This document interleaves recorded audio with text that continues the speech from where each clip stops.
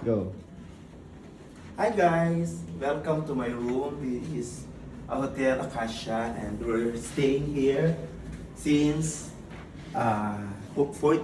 Ayan, yun po medyo makalat lang guys ang aming room, no? And we thank the Lord sa provision na binigay ng Lord kasi matagal namin pinag-pray ito na Lord, makakapunta kami ng convention and Lord, kayo na po ang bahala mag-provide. Pero the Lord provided us a good accommodation sa isang hotel sa Davao at maraming ginawa ang Lord.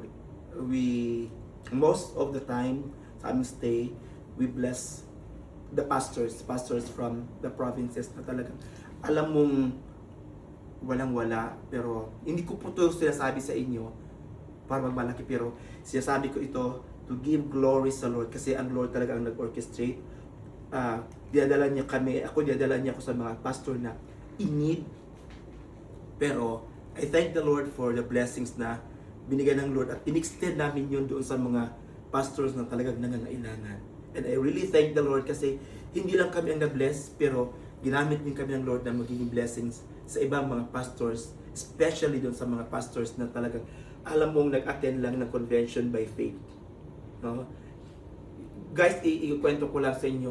Kahapon habang bumibili kami ng mga souvenir t-shirts, may isang tao doon, tapos nagsalita siya na, namili kasi siya ng polo, sabi niya na, ano kaya bagay sa akin? So hindi ko alam, habang namili ako nandoon ako guys, tapos sabi ko na, nagtatanong siya ano bagay sa kanya, walang sumagot sa kanya.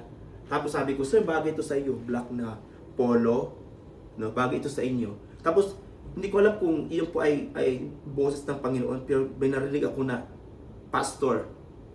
Noong nalaman kong pastor siya, outright sinabi ko, ay pastor, itong polo, sige, regalo ko yan sa iyo. Regalo ko sa iyo. Nagulat siya guys, hindi siya makapagsalita at parang natulala siya. Sabi ko, sige pastor, give ko yun sa iyo. Pastor pala po kayo, give ko sa iyo. Doon ko po, yun sabi ko, sige pastor, isukat mo yun. Kung sinukat niya, kasya sa kanya guys. Ang ganda ng fitting sa kanya. Tapos nung nalaman, tapos tinanong ko, pastor, taga saan po kayo? Taga Surigao siya. It so happened, yung pastor, kaibigan siya ng pinsan ko na pastora na nakatira na nandun sa Surigao. At nagpa-picture kami guys. Sa sobrang tuwa niya, sabi niya, sir, pwede ko bang picturean din yung tag? Sabi ko, no pastor, yung price. Sabi ko, no pastor, yun po ay galing sa Lord. Kami po ay ginamit. Imagine guys ha, nakita ko yung pastor, pero alam mo ba kung bakit na binigyan ko siya? Not because of my will, pero ang Lord po talaga ay kumilos. And alam nyo guys, kung makikita nyo sa post na kumakain kami, yun po ay mga pastors na kasama namin. At talagang naiiyak ako guys kasi ginamit po kami ng Lord talaga to bless the pastors. May dalawang mag-asawang pastors guys na walang accommodation. Talagang isa sa mga rooms namin binigay namin sa kanila. And I thank the Lord, yung pagpunta ng Davao, hindi lang para i-bless kami, pero gagamitin kami ng Lord na magiging blessings doon sa mga tao na nailangan.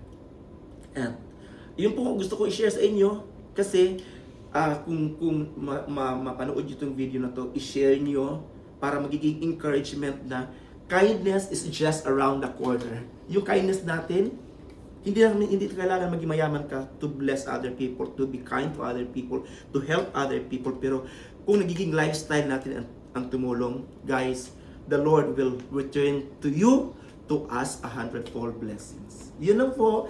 Maraming salamat. Good morning everyone, and to God be all the glory. Praise the Lord!